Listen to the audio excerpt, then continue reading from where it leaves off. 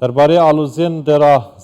زوره و کارودانین وی لسر نافچه من میوانه که برس رزگار قاسم نونر انجمن سوریا دموکرات مسده لألمانیا اتگلمده. ما مستای بارباش تبخیراتی شبو کردستان 24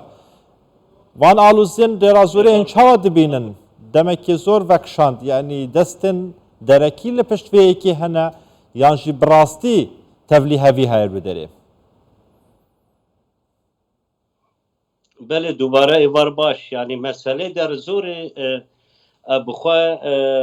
کمپلویک مزنه گریدای هفه نتنه لدریه بری آناجی لسر اکران آبی تلویزیون آواجی دستپیکه ده دستپیکا او بویرن لدریه چه بو معانی زمان مثلا برفره حجم عشیراجی ماستره حجم هن عشيراجي وجي حجم ابراهيم الهفلجي ماستره وج حجم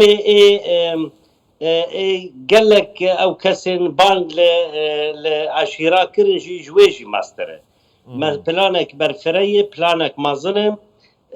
گریدای باکوری روجاوای کردستانیه باکور روجاوا لباجار من بجوانم پلان جور دست پیدکه او پلان دانی بون حتا دیری و درباسی حتی ناوا جزیره ببه یعنی اداره ربابریا خسر و هیزن قصد و مسد تب هاتبو ارمانج دبو ارمانج به کمپلویا مزن یاد نبرا ترکیه و ایران و رژیم سوریه ده. ایران و سوریا رژیم سوریا و ترکیه چه نافچه دخوازن یعنی مبستن وان آرمانج وان برنامه وان چنه لو داره پشتوانیا وان آلوزیانه دیگه بریان هم ازم عبده جامعه پیکر بو يعني برا از بخو بزرالي بيجم لسر اكران التلفزيون اوشي دما نواف راغب البشير سروكي عشيرة بقارة دركت و او دجبريا خو بنافكر كرد بنافكرن او راسبو دنافا وي بلاني ده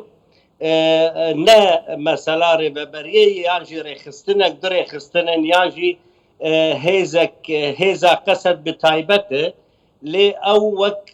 وک ستاتویا المنطقه النافچه دبینن وک ستاتو کرد دبینن دناوا پلان ایران و ترکیه و رژیم سوریه ده و او تعلیمات راغب نواف راغب البشیر و ابراهیم الهفر و چند کسی و هن کسی ده چوبون هک نهلن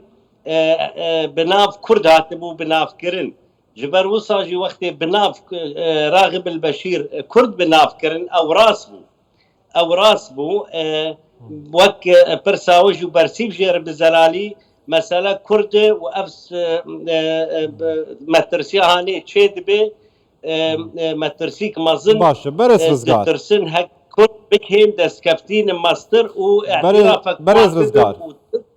فارس به که قبول نکنو رژیم باشه برز رزگار یعنی او کسین تو به حزدکی او گروپ تاخمین تو به حزدکی بریان هاجی وانا دجاتیا کردان دکر یعنی دیگل برنامه کردان نبون ویدمی هزن حسده یعنی نشاشتیا هزن حسده بو که او آنی ناوا حسده و انجمن سربازی جوارا درست کرن و چک دانوانا نشاشتیک بو نه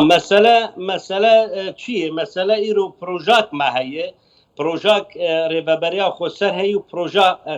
قصد و مسد هیه هک